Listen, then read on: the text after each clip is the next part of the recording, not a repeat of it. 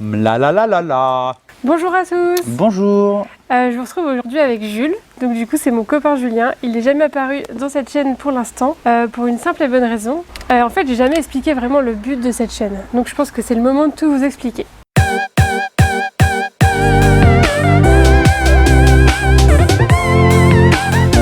Alors en fait pour nous présenter dans un premier temps, moi je m'appelle Colline, j'ai 24 ans et ça c'est Julien. 31 ans. On est ensemble depuis un peu plus de 3 ans maintenant. C'est ça. Si on est là Fais aujourd'hui, bien les comptes. Si on est là aujourd'hui dans cette vidéo, c'est pour vous parler un petit peu de notre projet, de qu'est-ce qui va se passer là d'ici quelques mois, pourquoi on tient cette chaîne tous les deux maintenant. Alors en fait, donc on a un projet qui va commencer d'ici quelques mois et c'est un projet de vie, on va clairement changer de vie et cette chaîne YouTube va nous suivre dans nos aventures. Alors oui, j'avais commencé à parler de produits naturels, de cosmétiques faits maison parce que c'est quelque chose que j'aime, mais vous allez voir, tout est lié. Alors nous sommes sur le point d'acheter un vieux camping-car pour pouvoir faire le tour de l'Europe dans un premier temps sur une durée à peu près de 2 ans. L'idée en fait c'est qu'on va vraiment changer de vie comme Colline vous expliquait, vivre vraiment en harmonie avec la nature et puis essayer de changer le métro boulot dodo qu'on a l'habitude de vivre. Où l'idée c'est vraiment de se ressourcer, de repartir avec la nature. Et le but vraiment c'est de vivre à notre rythme, de se sentir bien dans notre peau et pouvoir changer ce rythme frénétique qu'on a de la société actuelle. Donc ce qui nous motive à faire tout ça, c'est de bouger, de voir ce qu'il y a ailleurs, de visiter un petit peu le monde finalement, parce qu'on n'en connaît qu'une toute petite partie, d'aller à la rencontre des gens, de découvrir de nouvelles cultures. On se dit qu'il y a tellement à voir que c'est dommage de rester toujours au même endroit. Et on veut aussi du coup retrouver le temps, avoir le temps de faire un petit peu plus ce qui nous tient à cœur, des choses qu'on repousse depuis plusieurs mois, voire plusieurs années, qu'on a envie de faire et on n'a pas le temps de faire parce que on travaille et on vit à 100 à l'heure. On veut se poser et prendre le temps de faire toutes ces choses-là. Et justement, on se sent un petit peu la vocation de faire plein de choses. On se découvre des nouvelles envies, des nouvelles passions et c'est hyper encourageant. Ce qui est sûr en tout cas, c'est que cette chaîne YouTube sera là pour nous accompagner tous les jours. On sera là pour vous raconter un peu notre périple, pour donc donner des nouvelles, vous parler de qu'est-ce que c'est la vie en camping-car et de vous parler un petit peu de toutes nos petites activités, qu'est-ce qu'on va faire, comment on va gagner de l'argent, tout simplement, ces choses-là. La la li la li. C'est bon, je vais parler. On ne vous en dit pas plus pour l'instant sur nos envies personnelles. On garde ça pour de nouvelles vidéos qui arriveront au fur et à mesure du voyage. Vivre dans un camping-car, ça implique de nombreuses choses qu'on ne faisait pas jusqu'à maintenant. On est sur un nouveau mode de vie. Pourquoi tu te moques de moi? Je me moque pas de toi, c'est comme je suis un artiste. Du coup je rigole parce qu'il y a la caméra, tu vois. Vivre dans un camping-car, ça implique de nombreuses choses, notamment adopter un mode de vie un peu plus minimaliste, quelque chose qu'on faisait pas par exemple en maison ou en appartement. On va avoir un espace de vie vraiment plus petit, je crois qu'on a calculé qu'on avait 5 mètres carrés à peu près. Non. Si. Mais non. Bah quoi? C'est 5 mètres carrés, c'est plus petit que l'appart de Michel à Paris. Non, c'est plus grand ce qu'on a.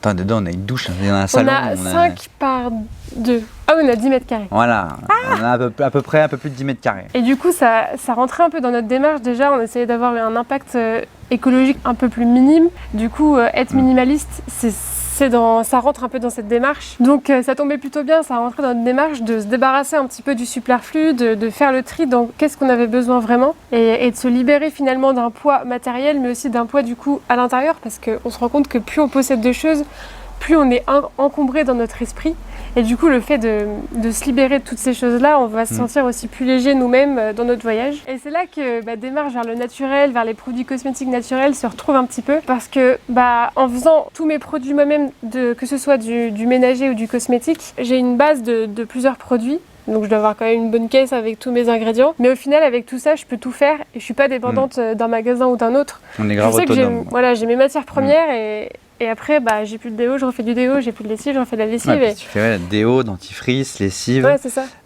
shampoing, savon. Ouais. En fait, tous les produits du quotidien. Tous les produits qui sont vraiment nécessaires, je dirais. L'idée de fabriquer aussi ces cosmétiques, c'est de faire beaucoup de choses avec peu d'ingrédients et finalement de s'autosuffire.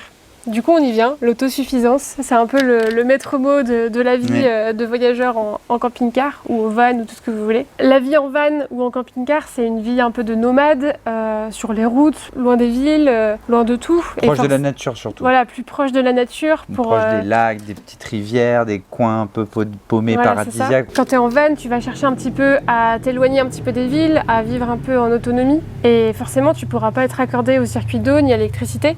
C'est pour ça qu'on a dû donc travailler sur nos besoins. Comment on va faire pour être autonome en électricité, comment on va faire pour être autonome en eau, etc., etc. Tout ça, on vous expliquera. Ça nous permet de remettre en question un peu tous nos besoins et pour revenir un petit peu à l'essentiel, se recentrer sur qu'est-ce qu'on a besoin vraiment, qu'est-ce qui nous fait vivre au quotidien. Donc on veut fabriquer nous-mêmes pour ne dépendre de personne et réparer nous-mêmes. Du coup, réparer nous-mêmes, moi ça va être plus mon domaine. Alors, donc l'idée c'est qu'on va choisir un vieux camping-car. Alors pourquoi vieux? Pas parce que c'est une question d'argent, parce que c'est une question de vintage, etc. On sait que c'est la mode, mais surtout parce que il n'y a pas d'électronique. J'ai appris pas mal de choses en mécanique depuis pas mal d'années. Et en gros, on a décidé de choisir un vieux camping-car Mercedes. On cherche un S555, un modèle très très recherché. D'une part par sa configuration intérieure et surtout par son moteur. Donc c'est un moteur atmosphérique, sans turbo, sans compresseur. Et l'idée, c'est vraiment d'avoir quelque chose que je puisse, moi, bricoler si j'ai un souci, que je puisse réparer. Que j'ai pas besoin d'un garage, où il y a l'électronique par exemple, pour aller dans un garage pour faire des diagnostics, etc. C'est des pièces sur ces moteurs-là, c'est des vieux moteurs Mercedes, c'est des pièces qu'on retrouve dans le monde entier, à des prix très très faibles. Donc ce que j'ai fait, c'est que je me suis acheté une vieille Mercedes. De la même génération. Voilà, de la même année. C'est le moteur, donc au lieu d'un 5 cylindres, c'est un 6 cylindres, mais c'est la même base moteur avec les pièces qui. Voilà, les pièces se ressemblent, hein. C'est les mêmes filtres, filtre à huile, filtre à essence, filtre à gazole, pardon. Donc du coup, l'idée, c'était vraiment de m'entraîner. Ça fait à peu près 1 an que je l'ai. Et donc j'ai refait le train avant, le train arrière. Et j'ai refait pas mal de choses au niveau du moteur. J'ai refait l'admission, j'ai changé des trucs comme bougie de préchauffage, vidange, etc. Vidange de pont, vidange de boîte. Et ce qui m'a permis de bien m'entraîner. Et donc, c'était un peu une voiture de test, quoi. Et du coup, c'est de la mécanique, c'est du costaud, c'est du solide. Et donc, je suis bien entraîné sur ça. J'ai acheté la revue technique du Mercedes 310D, qui sera le moteur du S555. Du coup, c'est un choix qui est mûrement réfléchi et qui va nous permettre de pouvoir être autonome aussi côté mécanique. Et puis moi, j'adore ça, donc ça tombe bien, quoi. Donc voilà, moi j'aurai le côté plus tout ce dont on a besoin pour entretenir notre corps au quotidien. C'est un peu le cliché, hein, mais... Et lui, il va entretenir plutôt notre moteur, donc on peut dire qu'on se complète. C'est ça. Donc voilà, maintenant vous savez tout sur notre projet. J'espère que ça vous plaira autant qu'à nous. On se retrouve bientôt pour rentrer dans le vif du sujet. Et du coup, c'est parti pour une nouvelle série de vidéos qui sera nommée le camping-car. On verra. D'ici là, salut! Allez!